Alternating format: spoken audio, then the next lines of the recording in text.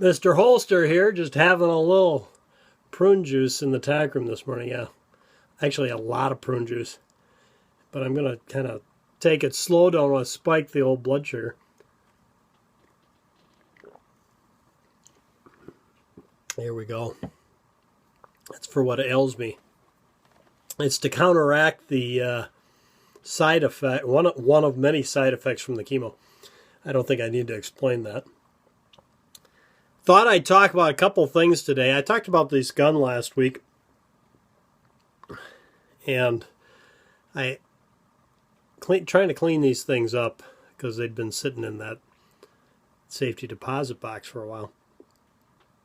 And so I got this one kind of take a peek inside to see. I may have to take the side plate off on that and see where we're at. But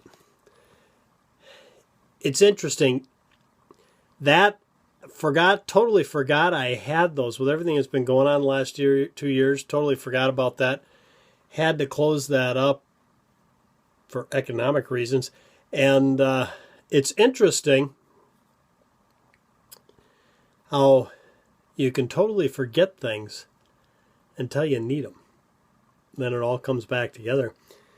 Kind of like your training. You get good training and you really don't even know what training you had till after the event. And you've used that training and you realize that how that just kicked in naturally and you did that, and that was because you trained on that. Just was thinking about that here, and I thought I'd mention that. That's why it's never a waste of time or money to get a good education. In this case, good training.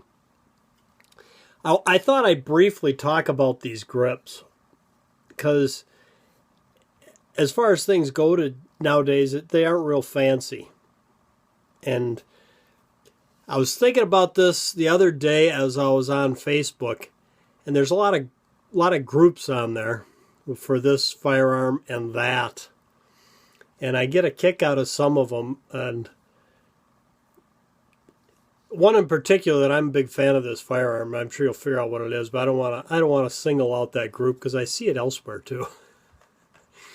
People customizing their firearms, and it's kind of funny what they do to them because I've always been the mind of I really don't do anything to them. The manufacturer pretty much knows what they're doing, and they spend a lot of time and effort figuring out what they're going to do and how they're going to build it.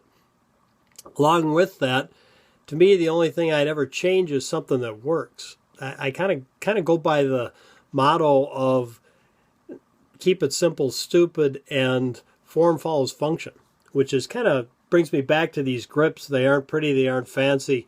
These are precision specialty grips, and they're just a fiberglass, a nylon, what do they call it now? A fiberglass reinforced nylon, something like that. Yeah. And of course these grips are 30 years old. And I looked them up on the internet. They're still there. I contacted them. Yeah, you can get grips from them. These happen to be the HO3, in case you want to know. I had somebody ask me particularly which one it was, because they make 4 different versions of this. They make it without the finger grooves. And for me, if I'm not going to have the finger grooves on there, what's the point? And they make it smooth like this which is the way I like it, because then stuff doesn't hang up on it. Or they make it with a little texture and give you a little grip. They call it texture. Okay. You notice the grooves here. You got a groove here, here, and then you got this little one back here. And yeah, that's where your pinky ends up, is on that little groove. And that little groove is all the difference for me. This is me. So there's a customization or modification I did, but you can see it really doesn't look like much. It's not fancy. Form follows function. It works. And that's the only thing I care to do, is something that will work for me. And it has to have a purpose. Yeah. I don't care if it'll do something different for it. If it's not in the realm of what I need it for, I'm not going to waste my time doing that. But I get a kick out of those groups because some of these people have so much, they get this new item, and first thing they do is go on this group and say, what can I hang on it? And some of these things they put on this firearm in question is kind of laughable in one hand, and on the other hand, a real liability when you get to court. Yeah. And one of my pet peeves has been for a long time is adding things that are unnecessary to a sidearm that, and the aftermath is going to just hang you. Because it's just, you're not thinking at all when you put it on there. You may think it looks cool, but no, it makes you look like a jackass and it'll bite you in the butt. There you go. So I said it. But if you want to hang that toaster oven on your AR, go right ahead. It's no skin off my apple.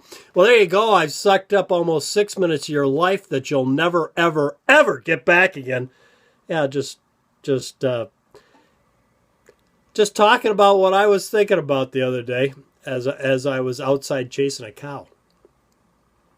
It was just slow-moving cow. It wasn't a real Olympic event. It was just kind of go get them and bring them in, but bring her in. But and in the process of walking the quarter mile, actually it was more than a quarter mile, I guess it would be a half mile for the whole journey, to get her back in where she came out, so I didn't have to repair two places in the fence. I was thinking about this stuff and thought, that's a good topic to talk about. So there you go, I did. And I tried to do it without offending anybody. Well, there you go. There's 6 minutes and 25 seconds of your life you'll never, ever, ever get back again. Yeah, I'm sorry, Jack. I just can't make it to 7.5 this morning.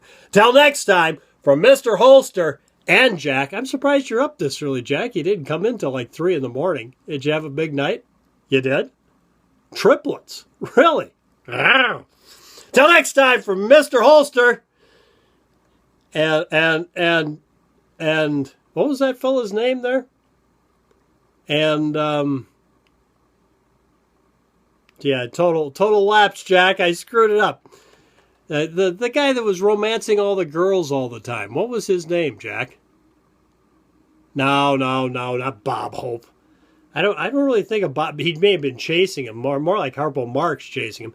No, I'm thinking about no, not Frank Sinatra and the Kissing Bandit. That's the worst Frank Sinatra movie you've ever made, Jack.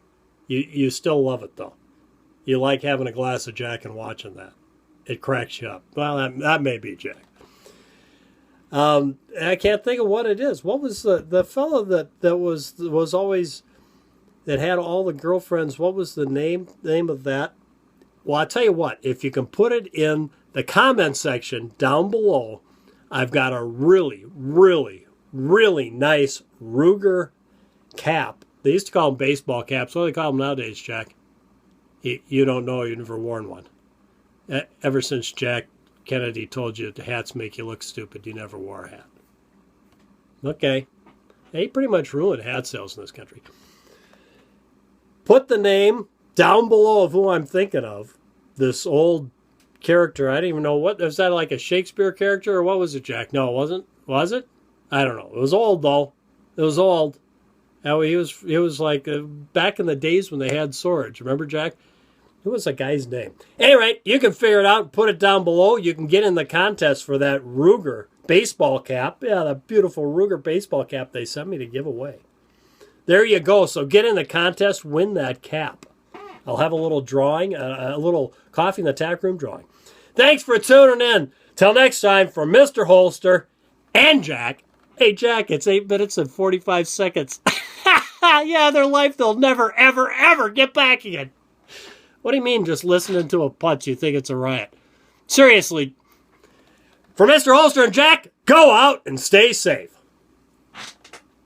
9 minutes, Jack. You're right, bud. Yeah, I don't know if I'm that much of a putz.